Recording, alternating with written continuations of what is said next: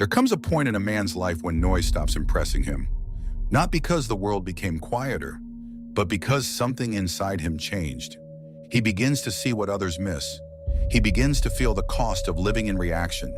He begins to understand that most people are not tired because life is hard, but because they are scattered, because they move too often without direction, because they speak too much, chase too much, force too much, and then wonder why nothing solid ever stays in their hands. Some men live like that forever, always in motion, never in command, always searching for the next thing, never mastering the thing in front of them. And then there are others, quieter men who no longer need to prove energy because they are building gravity. Men who understand that power does not always look loud. In fact, most of the time, it looks the opposite. It looks patient. It looks still. It looks like restraint.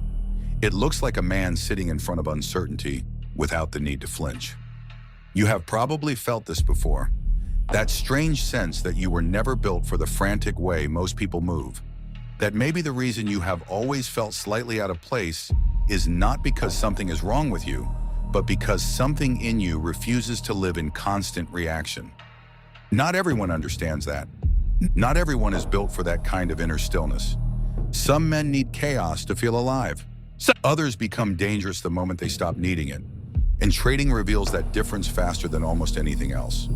Because trading is not just a skill, it is not just analysis. It is not just entries and exits and charts and candles and volatility and screenshots and clever opinions after the move has already happened. Trading is exposure. It exposes the man behind the setup. It reveals whether you are ruled by impulse or anchored in something deeper. It reveals whether you are searching for confirmation or simply waiting for truth. It reveals whether you need the market to give you something emotionally or whether you can stand there, detached, watching, and allow the market to come to you on your terms. That is where the separation begins. Because most traders are not losing to the market. They are losing to themselves in front of the market. They react too early because silence feels unbearable. They chase because waiting feels like weakness. They override their rules because ego always believes this one time will be different. They jump from method to method because discipline feels less exciting than fantasy. They say they want freedom, but what they really want is stimulation. And stimulation is cheap. That is why the masses keep circling the same pain.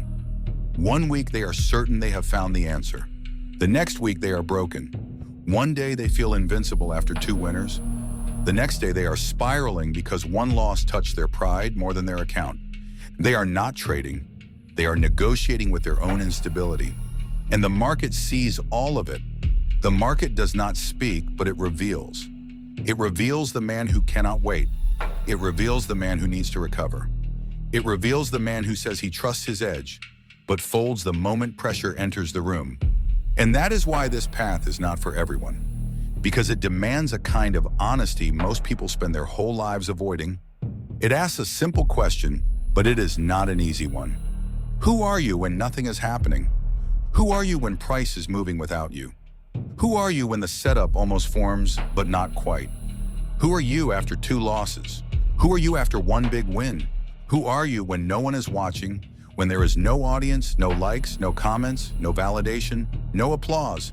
Only you, your chart, your pulse, and the truth of your own state. That is the mirror, and many men look away from it. Because the mirror shows them something uncomfortable. It shows them that the problem was never only technical, it was personal.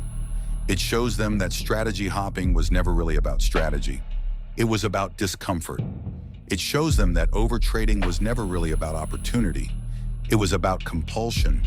It shows them that hesitation was never really about the market. It was about fear of being wrong. It shows them that revenge trading was never about recovery. It was about wounded identity. That is why this path changes a man if he lets it. Because if he stays long enough, and if he stops lying to himself, he begins to see that profitable trading is not really built on excitement. It is built on alignment, not on constant action, on selective action, not on needing more, on needing less. Less noise, less ego, less urgency, less attachment, less internal chaos. And in that space, something else begins to form. A different kind of trader. The hunter trader, not the loud trader, not the restless trader, not the entertainer performing confidence for the world while bleeding discipline in private.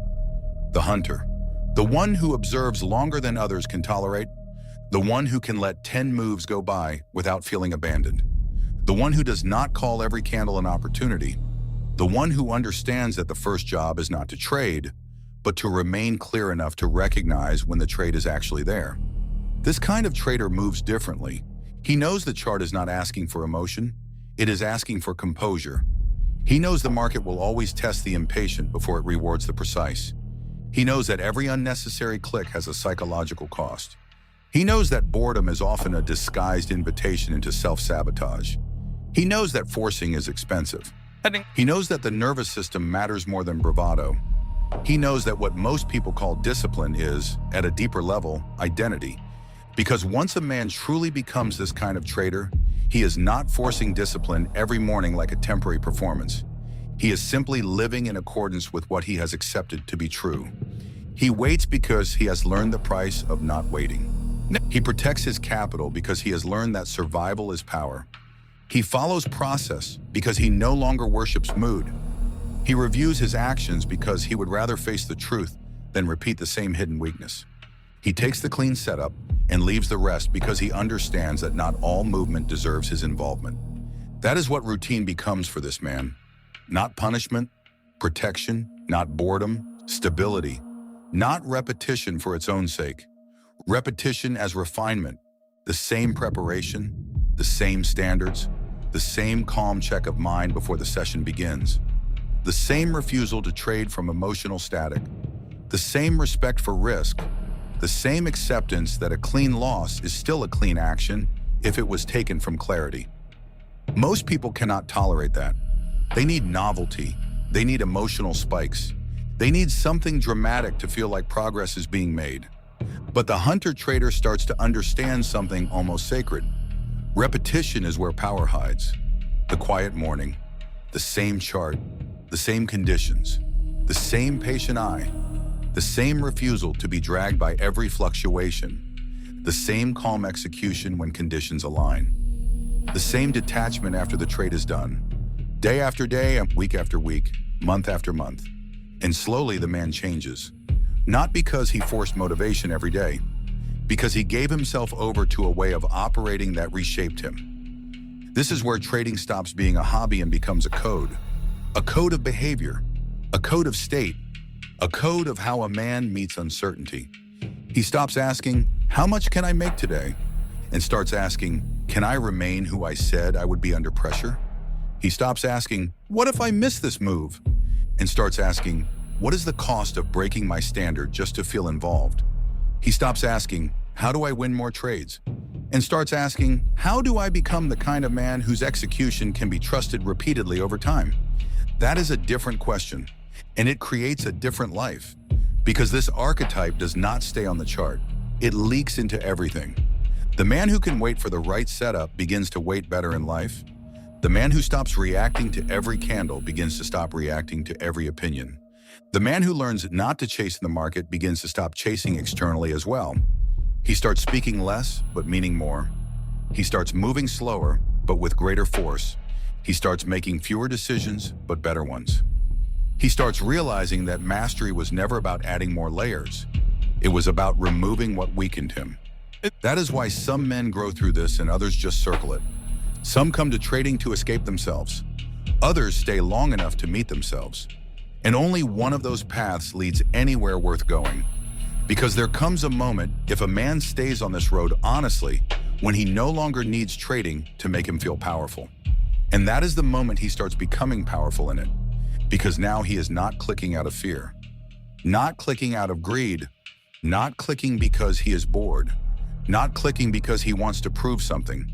He is simply acting when conditions match his standard and remaining still when they do not. That is not just execution, that is maturity. That is the trading hunter archetype. A man who does not need constant stimulation to trust his own existence. A man who can sit in silence without inventing urgency. A man who can lose without collapsing.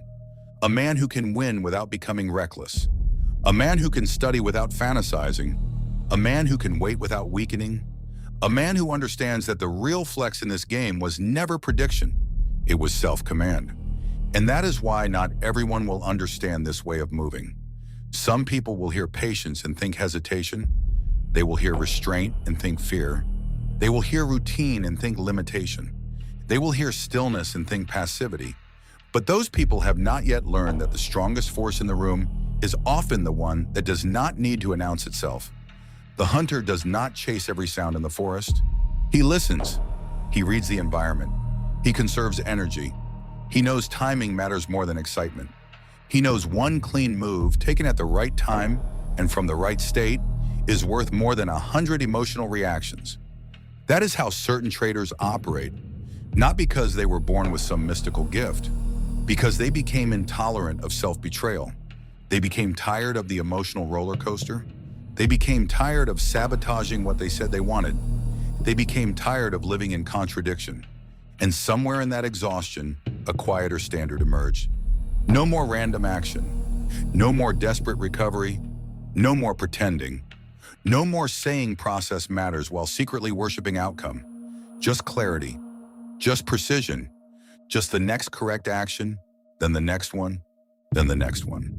And over time, that becomes a life, not a mood, not a challenge, not a temporary burst of inspiration, a life. This is why some paths close quietly behind you. Because once you see this clearly, it becomes difficult to go back to the old way. Difficult to admire chaos, difficult to respect impulsiveness, difficult to romanticize undisciplined ambition, difficult to keep lying to yourself that more action means more progress. Once you have felt what clean execution from a clear state feels like, the old compulsive way becomes harder to tolerate.